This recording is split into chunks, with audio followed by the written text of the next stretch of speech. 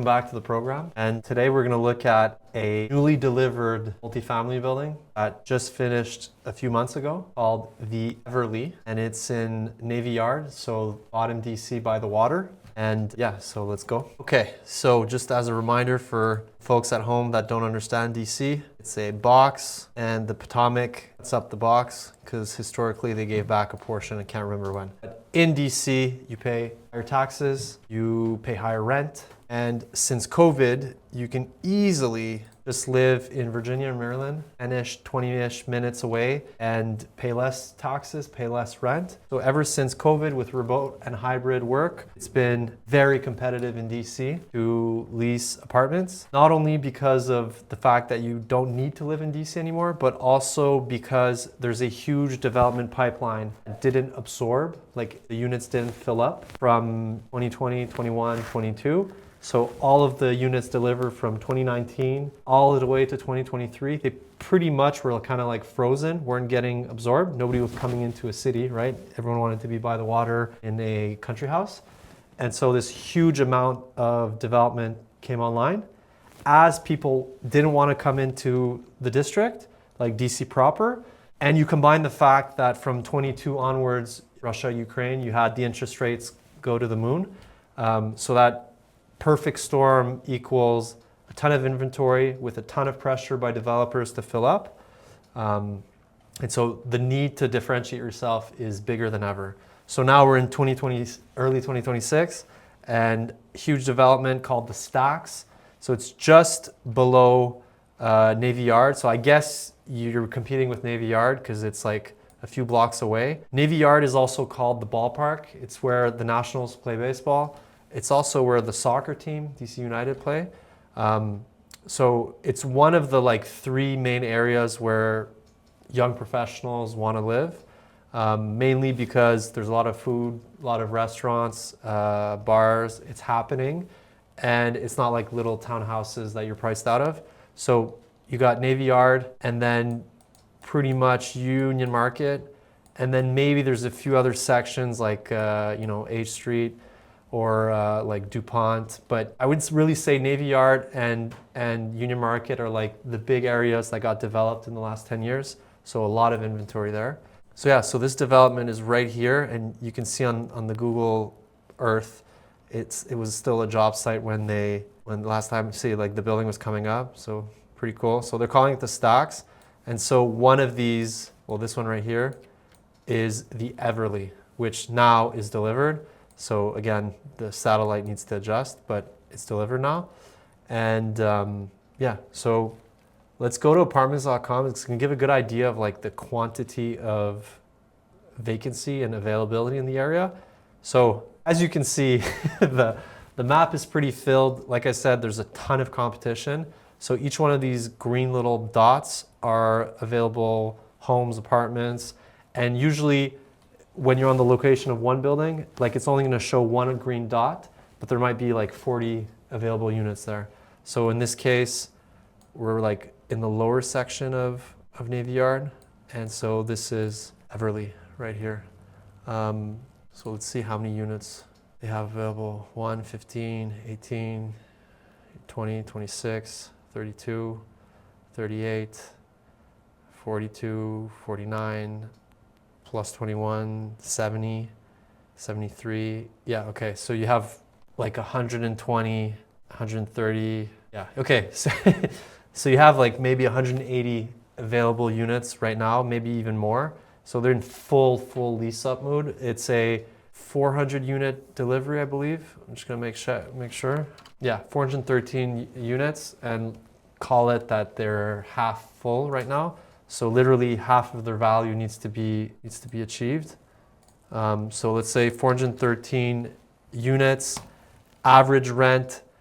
This is a random unit here, 1,500 square feet. So 1,528, 5,268 for a 2-bedroom, 2-bathroom, 1,500 feet. You got like 344 a foot, but that's a really big unit. Let's go with a 1-bedroom just to give us, right? So 2,750 for 800 square feet. $3.50 a square foot. So really competitive with Union Market, Navy Yard are both competing for the same type of clientele. And that's like pretty much the sweet spot that everyone is at. It's like the 350s, and you go all the way to like $4 a foot when you're nearing your stabilization for your studios and smaller square footage. And the kind of wild thing is that they're giving 4 months of free rent, which is insane. If you think about it, usually it's on a 13-month lease. So if we said that one bedroom at $2,700, $2,750, and let's say it's on a 13-month lease, you have 4 months free. So you're only paying 9 months, but you're staying there 14 months. So your effective rate is $1,767, and divided by 792 square feet, you got this apartment for $2.23. That's how aggressive they need to lease up. They probably have, crazy construction loan on variable rates, and they just need to stabilize. So this is a brand new product. They have a nice little inspirational video, fully amenitized. Like, we'll look at it after. So it's not a positioning problem of, it's a dump and I need to figure it out. It's more a positioning problem of you have a ton of competition, like a ton. And so it's, how do I stand out? Look at all these dots. So how do I stand out? What's the positioning to get someone in? So I think, first of all, when you're positioning it, it's like mainly a marketing issue. You need to make sure that people remember who you are and how are you going to stand out from the rest. So first thing we look at is what are the disadvantages of this area? We need to know what the disadvantages are, and we need to own them. So off the bat, what I'm seeing is, Navy Yard is having a lot of crime, a lot of incidents of security. So you need to put up the fact that there's extra security measures, and it's a concern that we've addressed. The second thing about Navy Yard is pretty much the entire summer, you have a baseball game every 3 or 4 days. There's 82 home games of the Nationals. And when there's a baseball game, the entire district is on lockdown. There's security measures, obviously. And so if you're down here at your unit, sure, you're thinking, okay, I'm just going to take an Uber to go see my buddies for a restaurant. But pretty much the entire district, from train station all the way walking to the ballpark, is on lockdown. So there's a ton of traffic. There's cops everywhere. You're always going to be late to any appointment you have when there's a baseball game. And that's really, really annoying, because they block off some streets and there's just 40,000 people or 50,000 people walking everywhere. So that's another disadvantage of Navy Yard. After that, that's the area. What's the disadvantage of this property? Well, if you look at it from the aerial view, it's great. You're by the water, right? But you're also alone by the water. So you have the National Defense here, National Defense University. So that kind of enclaves you on one side. And then on the other side, you just have a ton of development, right? That's just getting finished off. You got the field here. So you're actually far from all the action. One of the best restaurants in DC is called Albee, Navy Yard. It's like a top 50. I think they won the James Beard Award. It's a Michelin star. You're really far from the Albee. If we look at it, let's say Albee, DC. Yeah, so it's a bit of a trek. If you look at here, you're down there. All the action is over here, just past the ballpark. So it's a 25-minute walk. Not exactly, part of it, even though you kind of are. There might be a few, retail things coming up, but you're pretty locked off. So that's your disadvantage. Now, that disadvantage, what do you do with it? Do you just ignore it, or you own it? I think you need to own it. So you need to kind of basically explain that you're part of the action, but removed from it. That, here is the military college is not going to make noise. The golf course across the water isn't going to make noise. You literally have a haven of peace surrounded by water, and that could be an advantage for someone. Someone wants to live in all of this action, but still be a little bit removed. That's something that you could kind of put forth. Then in terms of, like I said, security, probably not gonna have as many incidents here as in the rest. So highlighting that and kind of highlighting the security measures that you put in place would be great. I don't know what the parking situation is, but obviously, parking is gonna be a big factor here. But I don't know if the property might be loaning out bikes. You see that sometimes in hotels that they have like 5, 6 bikes that are on loan, electric bikes. That could be something that makes you bridge the gap with the neighborhood better. So that could be like a very cheap little amenity. You know, you give your ID, you get the bike, you need to bring it back to get your ID back. That could be something that could make you stand out and kind of bridge the gap for that issue. But yeah, in terms of positioning, now let's look at what they put on their website. So really aggressive when you see 3 months off. So, you know, it's a crazy deal. Your site is nice. It's, you know, it's all about the lifestyle. You see the pool, you see the building. So it's really nice, great font. My whole thing for a site is I want to convert leads right away. So they do have, you know, right here, the chat bot where you can ask questions and all that. But I would like to see pricing as soon as I come in. Because what we found, and we spend millions of dollars on advertising to generate leads for multifamily buildings, is as soon as I get on the site, I need to see that this is the Navy Yard apartment building called Everly, and that the prices range from this to this. Here's our availabilities, here's our pricing. Like I need to see that instantly. And I don't right now. I see the phone number here, I see find your home, but I have to scroll. And as soon as I scroll, I'm starting to lose traction, lose people. So I come in, space to explore, space for serenity, space to unwind. This is like the typical website made by, you know, designers. It's beautiful, but it doesn't convert. Like I see a full-size image of a girl holding her cappuccino or whatever.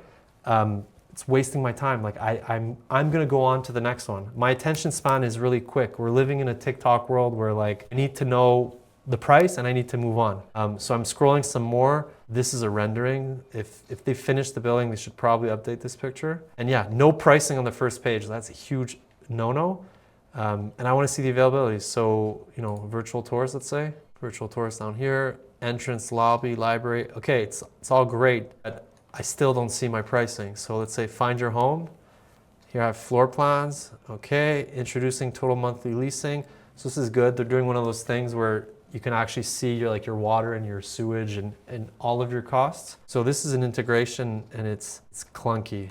So yeah, it's not great. And let's say I want a 1-bedroom, move-in date, March 1st. When I'm scrolling down, the map of the building is just like zooming in and out, not great. And then here on the side, I see units for the 2nd floor. So let's say I want to be at the top, 14th floor, 2,500. I'm on the 2nd floor. Okay, wait, so there's various sizes of 1-bedrooms. I personally find it confusing when developers have a huge amount of floor plans and they don't help you by kind of giving it a name. When you go to a hotel, you have a standard room, then you have the business suite, and then you might have like, I don't know, the executive floor. It's very clear, they make it into a product. Here, they just took the floor plan names from their architect and they just put the amount. They just put the apartment number. I'm already lost kind of looking at it. I don't think this is great, but let's say, fine, I'm gonna look for apartment 1422 at 2,500. And then I see a floor plan, no renderings, there's no description, it's very dry. Whereas the rest of the website had a lot of like juice to it. I wanna see the juice when I'm shopping for my unit. When you buy shoes, you see the shoes on the girl's leg, you see the model, you see all of that in the product section. It's only in real estate that comes the moment to choose your product, you're now in this like dry area with no images. I would change this definitely. And I'm sure there's a reason why they're using this, because this is probably connected to their Rent Cafe and all the systems behind. But I prefer having like a front consumer facing, you know, display of inventory that then goes to the Rent Cafe. I don't think a direct integration like this is a good idea. But so the website is what it is. You kind of have like your typical large scale go-to-market. It's property's probably managed by the Force. Oh yeah, it is, Greystar right here. And yeah, so it's, you know, nice website. I think the website designers is, yeah, Jonah. They do a lot of real estate websites, but to me, this isn't converted. This isn't made to convert leads into virtual tours and on-site tours. And so if I'm booking a call or booking a tour, let's see what they have. Yeah, so they don't even offer virtual calls. So it's only I need to go on site and meet with someone. So let's say I'm working, I'm a lawyer, let's say, and I work you know, all the time and I work late. The latest hour I can do a guided tour with someone in real life is 5:45. So they're looking for someone at the rents they're talking about, let's say 2,700. Odds are they're looking for like 3 times the rent. 2,700 times 3. Sometimes it's a bit more, let's say 3.5. You need to be earning 9K a month times 12, 100 grand, more or less, 100 to 115. Who do you know that earns that amount of money, that would want to live in a new neighborhood with, a bunch of young people, that their boss lets them leave and be in time for a visit at 5:45? No one. It doesn't make sense. Like, you need to give availabilities that go later than 5:45, and then do a virtual tour so I can do the call from my office desk and get a vibe for what the place is. That's a big flag too. Yeah, let's go for the Google reviews. All right, so for Google reviews, there's only 16 reviews, kind of normal, new building. Yeah, they got 2 stars a week ago. I'd be remiss if I didn't mention Greystar's questionable fee practices. Since moving in this summer, I've been met with disappointment after disappointment. The application process is incredibly invasive. You're responsible for paying a portion of the building's HVAC and electricity. This shows up as common area electricity and HVAC. Yeah, that is pretty aggressive. I haven't seen that before. I guess the owner's trying to get like triple net leases, or like trying to get everything covered, which is kind of cool for the owner, but kind of bad experience. And then HVAC has gone from $7.34 to $192 over the course of a month. So yeah, so not great at all. And at times there's a smell of sewage in different parts of the building. Can't pinpoint what is the triggering smell. It's either the Anacostia River, the Vulcan concrete plan, but it's a beautiful building, lovely staff, amazing gym and amenities. I would avoid all Greystar properties in DC. Okay, that's not great. And a few good ones, that's good. And then 2 months ago, 1 star, do not trust. They pretend to be honest, but then they change the information in email after you're hooked. Over the phone, they told me 3 months free on the apartments I liked, then changed it to 1 month free. So yeah, that's really not good. And then also talking about the new building is full of leaks. Oh wait, your friends have to pay $70 to park and visit you on many of the days. So yeah, so that was one of my concerns about this area, is what does it look like in terms of parking?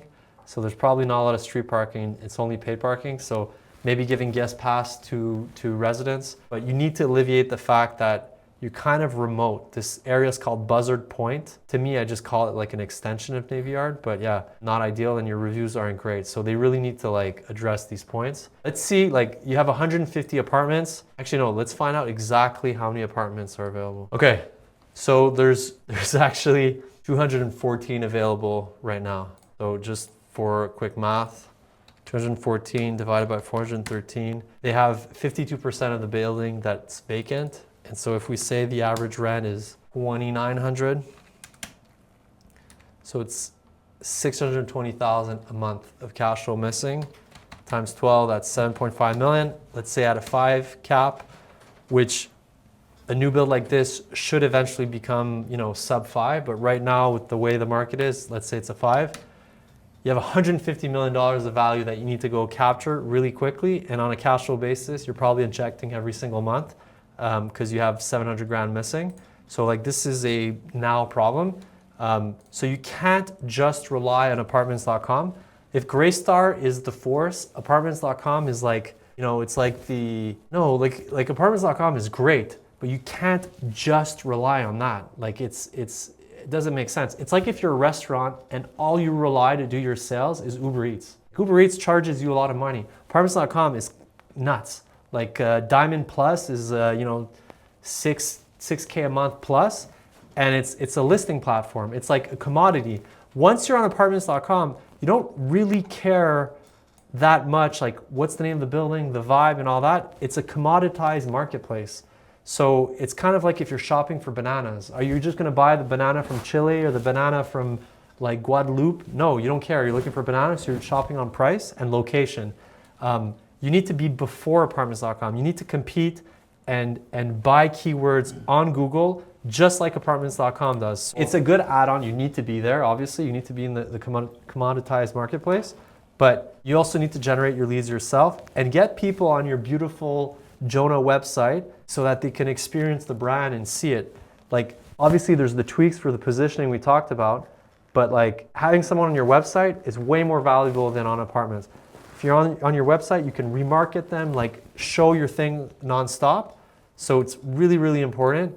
I don't think people really write Buzzard Point apartments. Let's see. I really think the bulk of the traffic is Navy Yard. It's the area that young people know about.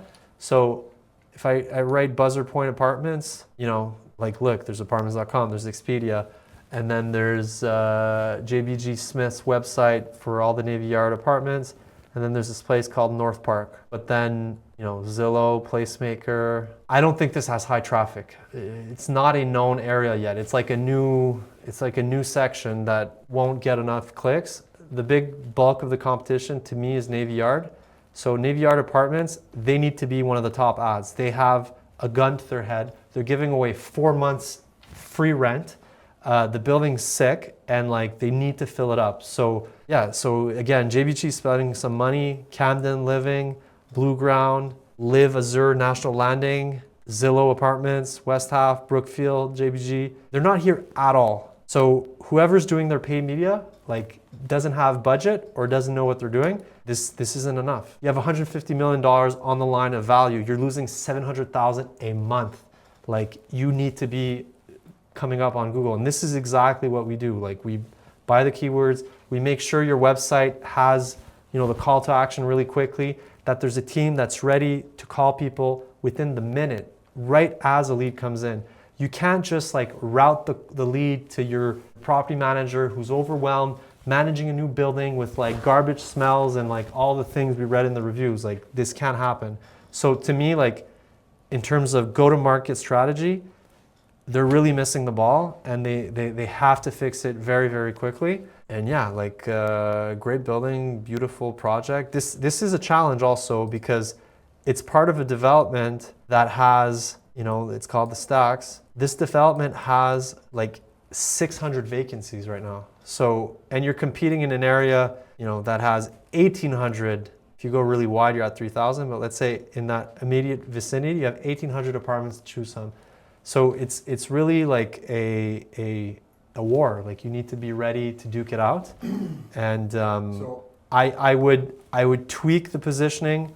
I would add a few perks on site, guest parking, e-bikes that you can loan out. I would make sure to address the security, and then I would lean into the fact that you got the Anacostia, the Potomac, and you're kind of in this holistic, away from the action thing while still being near it. And I would get on it really fast.